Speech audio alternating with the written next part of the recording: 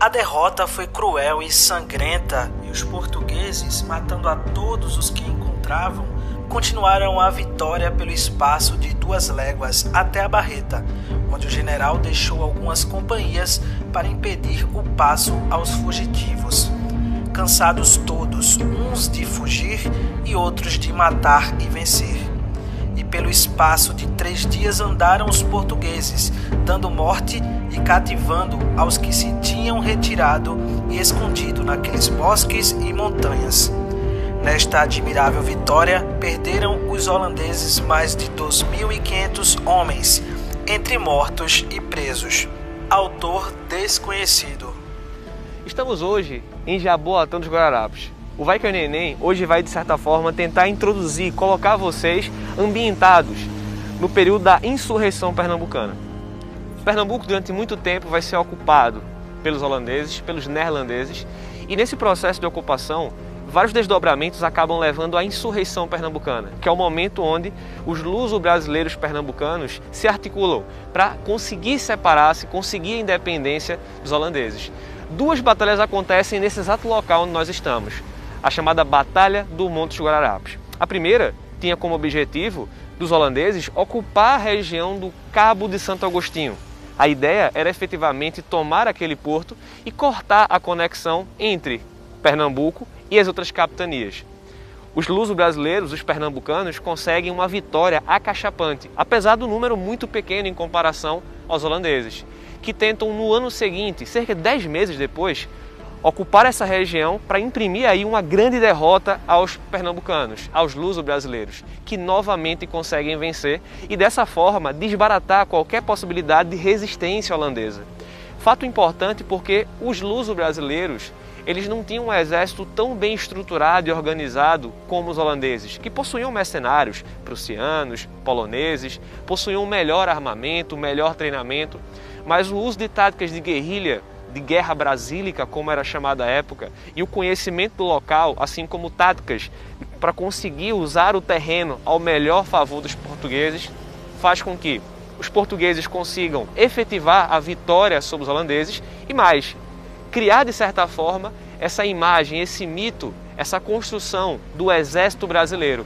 Até porque nesse momento, tropas de brancos, indígenas e africanos unem-se em um único propósito, a expulsão do inimigo, criando a essência, a gênese do exército brasileiro atual.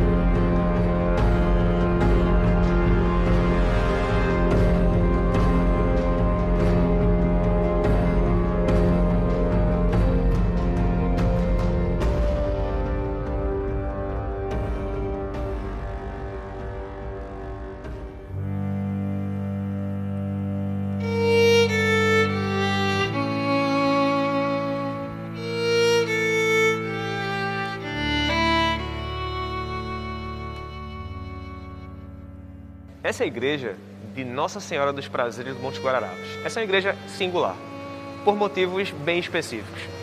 A igreja nasce como consequência das batalhas do Monte Guararapes. Começa como uma capela e, por fim, nós temos um processo de expansão que leva à construção dessa grande igreja. Essa igreja, inclusive, do começo do século XVII, ela é completamente composta em estilo barroco. Ela preserva ainda muitas das suas características originais, incluindo os azulejos, incluindo o seu teto e parte do altar que foi posteriormente folheada a ouro, restaurada pelo IPHAN. É uma igreja bela e que, de certa forma, carrega muito da história de Pernambuco e do Brasil, em um processo de formação do país enquanto nação, numa lógica de nascer enquanto um território único, um território ímpar. 2 nomes importantes da batalha são o André Vidal de Negreiros e o João Fernandes Vieira, ambos inclusive sepultados nesse exato local. São figuras importantes porque vão participar da batalha, em especial o André Vidal de Negreiros, que vai comandar as tropas luso-brasileiras junto a Felipe Camarão e Henrique Dias.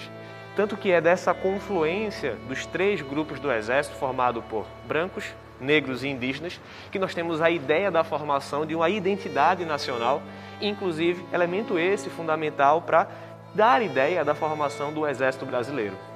Além desses 2 nomes importantes, um outro ponto interessante para a gente lembrar e mostrar é a relação que existe da construção dessa capela.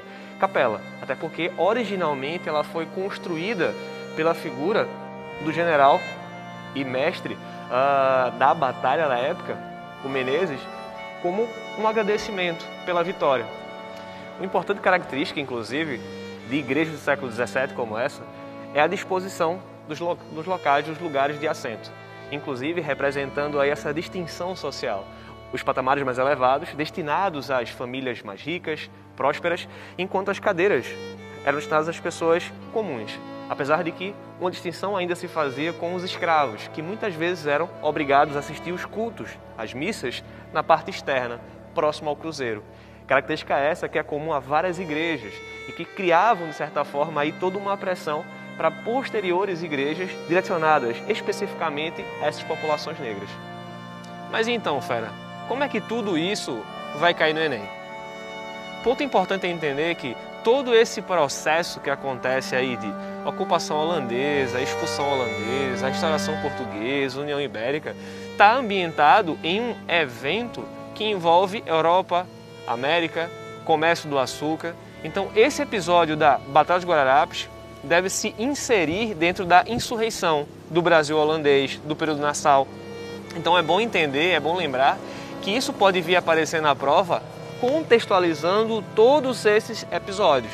Contextualizando, por exemplo, o momento em que a coroa portuguesa se une à coroa espanhola, contextualizando como os holandeses, garantindo interesses do açúcar, chegam ao Brasil, ocupam primeiro a Bahia, ocupam depois Pernambuco, como enviam para cá a figura do Nassau, que vai ficar tão famoso e tão marcado na nossa memória, e como, efetivamente, nós pernambucanos e o nosso sentimento de povo aguerrido, conseguimos aí, de certa forma, expulsar os holandeses, iniciar, de certa forma, aqui em Jaboatão, a pátria chamada Brasil. Então, pessoas, é isso aí.